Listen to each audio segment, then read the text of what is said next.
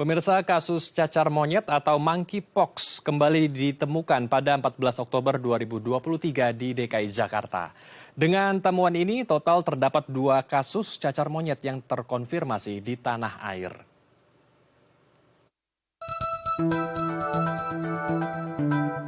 Cacar monyet adalah penyakit yang dapat menular dari hewan ke hewan dan bisa ditularkan pula dari hewan ke manusia. Terbaru, Kementerian Kesehatan atau Kemenkes mengonfirmasi temuan 1 kasus cacar monyet atau monkeypox di DKI Jakarta. Kasus ini ditemukan pada seorang laki-laki berusia 26 tahun. Sebelumnya penyakit ini ditemukan di DKI Jakarta pada 20 Agustus 2022. Dengan temuan ini tercatat ada 2 kasus cacar monyet yang sudah terjadi di Indonesia. Namun secara umum jumlah yang terkonfirmasi di seluruh dunia mencapai 90.618 kasus dengan angka kematian mencapai 517 kasus dari 115 negara. Ya, untuk membahasnya lebih lanjut kita telah terhubung langsung dengan Diki Budiman selaku peneliti keamanan dan kesehatan global. Kita langsung sapa narasumber kita hari ini. Selamat siang Kang Diki, Assalamualaikum, apa kabar Kang? Waalaikumsalam, selamat siang Bang Andro, Alhamdulillah sehat. Baik, kita langsung saja berdiskusi tentang kasus cacar monyet ya atau monkeypox. Ini kan zoonosis ya atau penularan dari hewan ke manusia, namun di Jakarta sudah ditemukan beberapa kasus ya. Kalau dari kacamata Kang Diki sendiri melihat kasus ini, sebetulnya apakah cacar monyet ini lebih berbahaya dari cacar pada umumnya atau sebetulnya sama saja, Kang Diki? Sebenarnya jauh lebih berbahaya ya, karena dampaknya ini terutama kalau kita melihat pada kasus-kasus saat ini bisa mengarah pada kelompok yang rawan dan bisa fatal ya.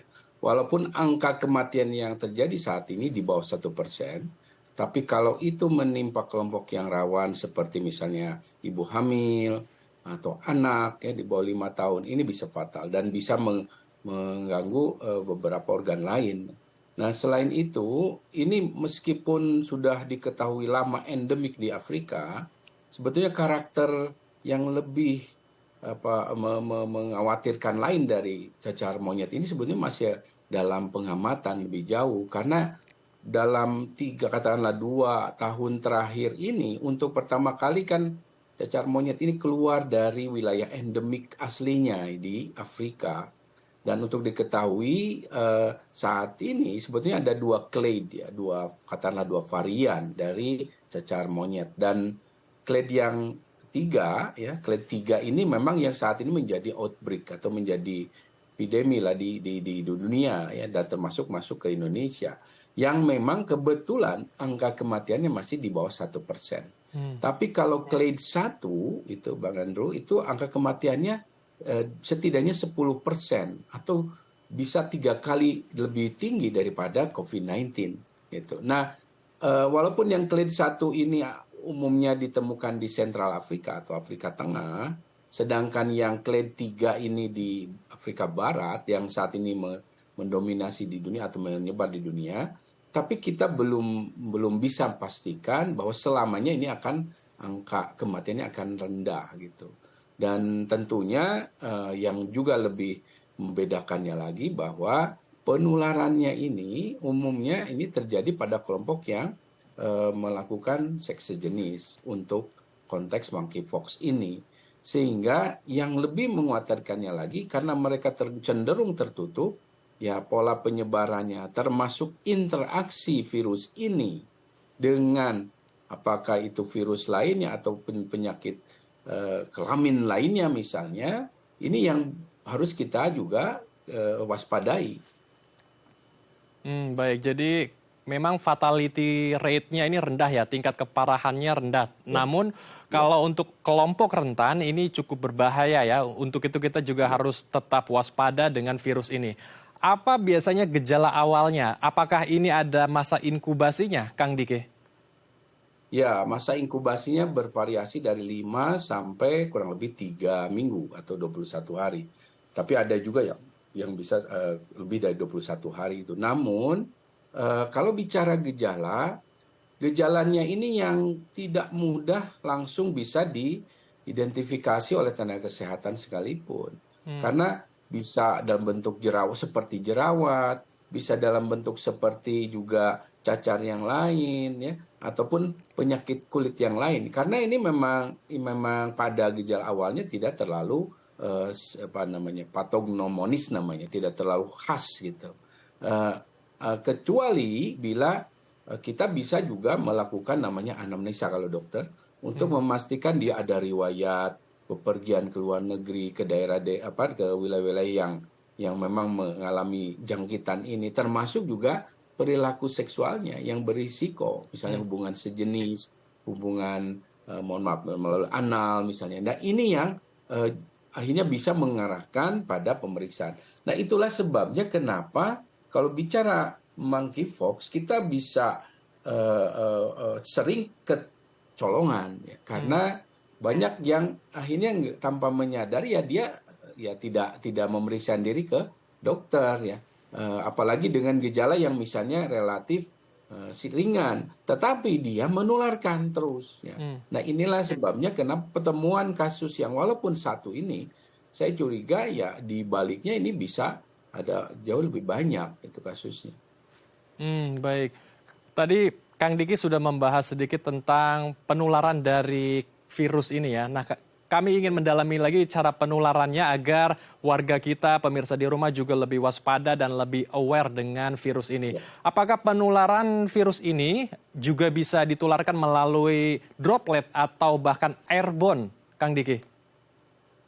Tidak, itu tidak terjadi dalam konteks monkeypox ini, tapi intinya penularan terjadi karena kontak erat, fisik erat ya, dengan penderita yang ini artinya ada cairan tubuh dalam konteks luka ya dari si pasien ini yang kontak dengan secara langsung dengan kita atau dengan namanya vomit ya, jadi dengan spray, anduk ya lain sebagainya. Nah ini yang selama ini terjadi, makanya para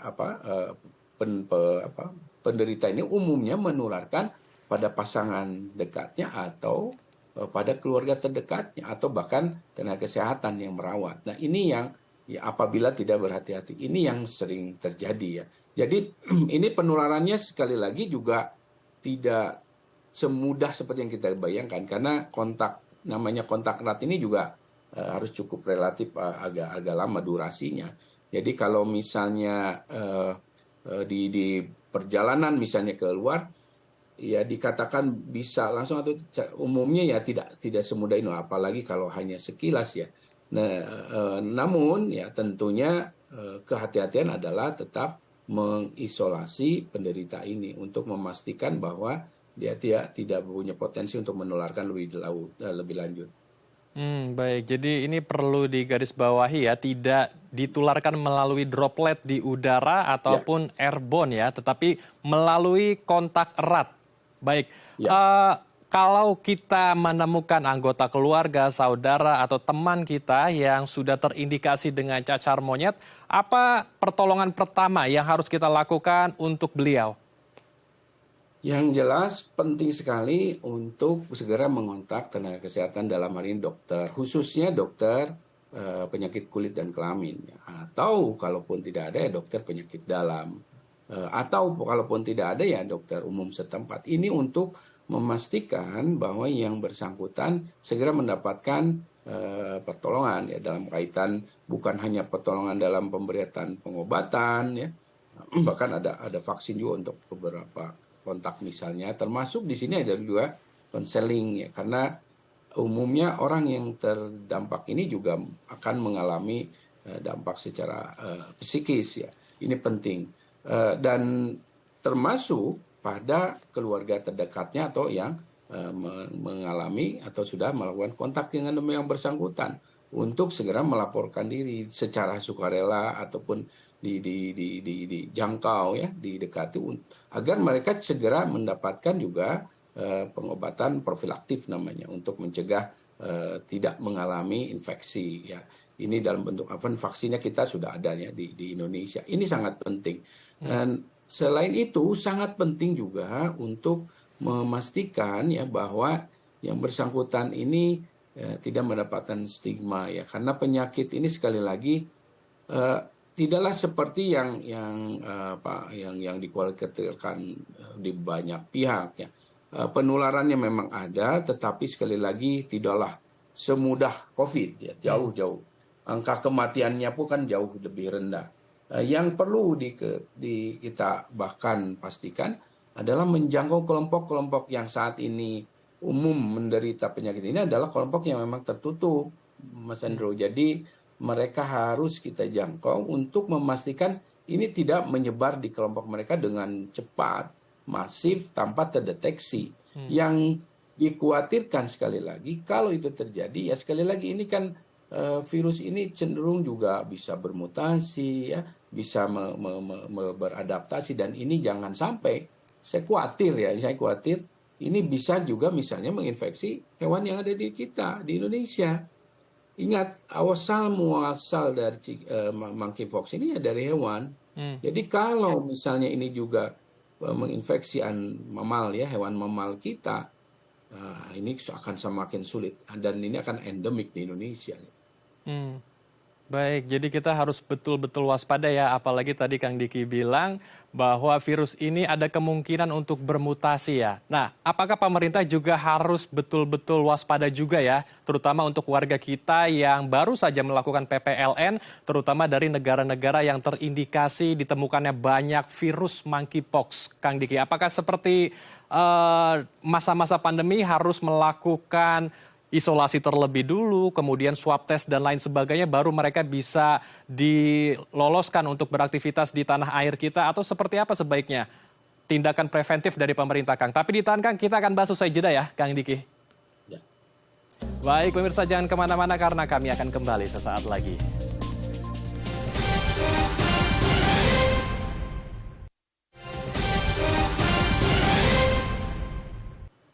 Terima kasih pemirsa, Anda masih bersama kami di Halo Indonesia. Kita akan melanjutkan diskusi hangat kita bersama dengan Diki Budiman selaku peneliti keamanan dan kesehatan global.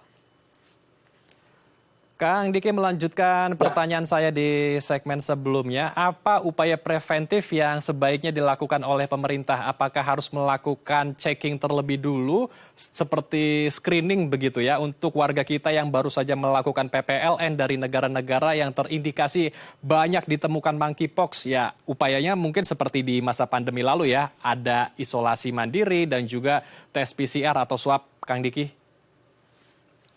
Saat ini tidak diperlukan hal yang spesifik sebetulnya. Standar yang selalu harus kita jaga adalah screening suhu. Jadi demam ini adalah indikator sangat dasar atas potensi semua infeksi.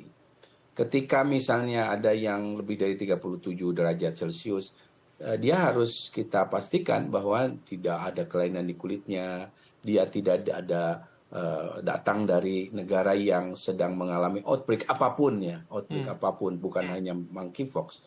Karena kita ada Nipah, ada macam-macam nih saat ini. Nah, oleh karena itu penempatan screening termo ini ya seperti ini menjadi penting untuk sebagai screening dasar ya. Kalau ada 37,2 atau sekian ya udah langsung. Selain itu ada yang pada disebarkan semacam apalagi sampai 38 tuh saya tadi itu udah harus sangat kita cari tahu. Nah, oleh karena itu perlu ada orang yang terus memantau atau sistemnya yang bisa mendeteksi bunyi dan siapa yang terdeteksi panas itu. Nah, mereka harus langsung dibawa ke tempat yang aman untuk dipastikan. Tapi ya jangan langsung di stigma ini pasti mungkin enggak juga gitu. Nah, selain itu untuk penumpang secara umum sebaiknya juga ada, kan memang sudah ada di kantor kesehatan pelabuhan itu yang kalau kita datang itu umumnya ada yang checklist ya. Ada demam, ada segala macam. Itu juga jadi standar. Nah, penguatan lainnya adalah kalau misalnya ada yang sudah dicurigai tadi ternyata belum ditemukan kelainan di kulit, dia harus lapor diri pada petugas kesehatan puskesmas setempat.